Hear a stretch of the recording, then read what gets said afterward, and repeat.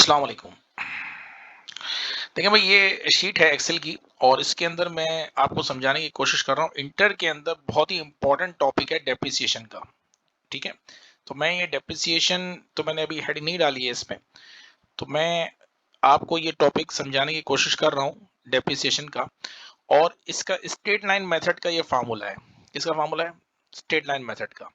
नीचे ये फार्मूला आप देखें ना, annual depreciation equal to cost of machine minus salvage value upon estimated life. ठीक है, ये फार्मूला है स्ट्रेट लाइन मेथड का।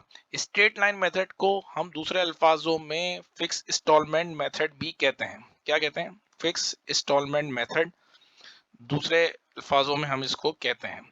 इस मेथड की एक खुसूसियत ये है कि इसमें जो भी डेप्रिसिएशन आपका निकलेगा ना, वो हर साल सेम रहता है।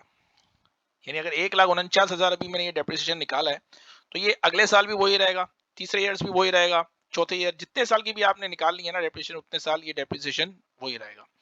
अब देखें, क्वेश्चन मैंने बहुत मुख्तसर करके बनाया है। कॉस्ट ऑफ मशीन आपके पास गिवन है। सेल्वेज वैल्यू, स्क्रैप वैल्यू को कहते हैं कि जो हमारी मशीन जो है वो 10 साल के बाद जब भी ये रिटायर होगी तो उसकी स्क्रैप वैल्यू क्या होगी, स्क्रैप में वो कितने की बिकेगी। डेट कब खरीदी, लाइफ इसकी क्या होगी, हमने एस्टिमेट किया है, क्योंकि हम यहाँ पे लाइफ जो देखें फार्मूला क्या है, एस्टिमेटेड लाइफ।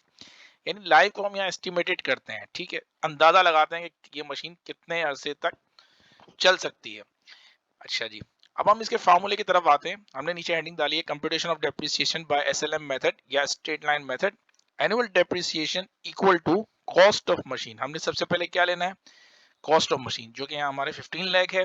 सेल्वेज वैल्यू, क्योंकि सेल्वेज वैल्यू अगर गिवन है सवाल के अंदर तो वो माइनस लाजमी करनी है। डिवाइडेड बाय लाइफ, लाइफ हमारी कितनी है? 10 है।